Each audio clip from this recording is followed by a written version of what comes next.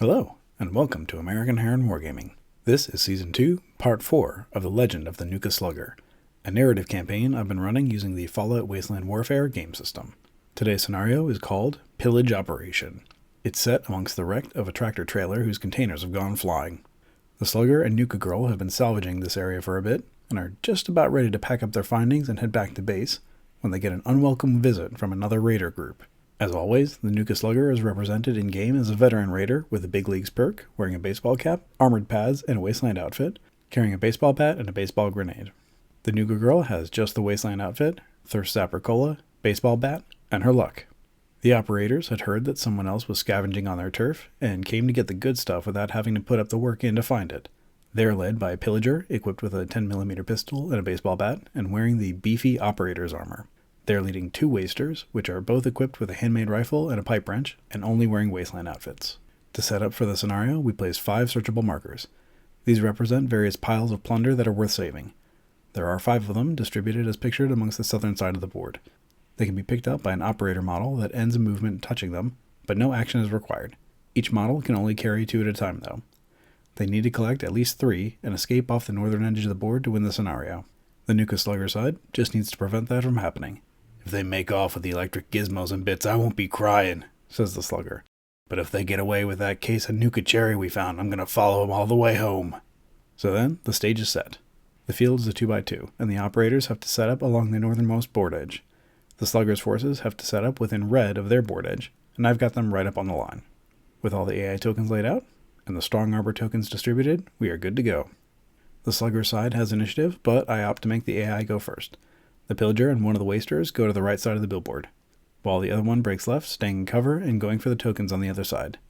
Nuka Girl is up first, and with a single move, she's just barely in range to squeeze off a shot from the Thirst Zapper. Unfortunately, though, it's a crit fail result, though she does gain an action point for the trouble. The Slugger double moves up to be ready to charge in on the next turn, which wraps up turn 1. To kick off turn 2, the Slugger uses the advantage to get a drop on the pillager, figuring that they're going to be the toughest to take down. He charges in, but whiffs on the swing. The first operator waster is up for the AI, and they clamber across an ancient accident to pick up the first token.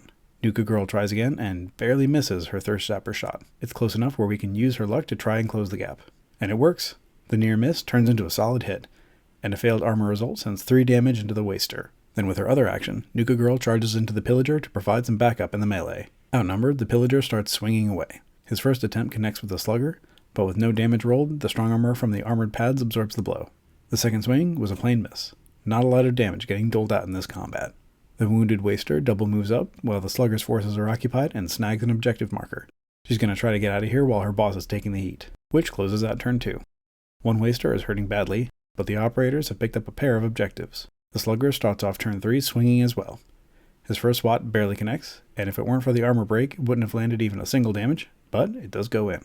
The second swat is much more solid, with an additional damage showing up on the effect die, and another failed armor roll adds 2 more to the pillager's total. The untouched waster double moves to pick up another objective. Now at capacity, she's ready to head out.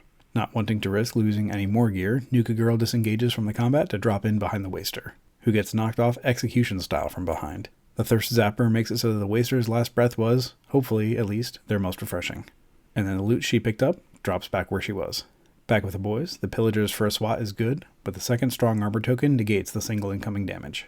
The second one is a doozy, with 2 damage and 1 armor break, which sends them both in.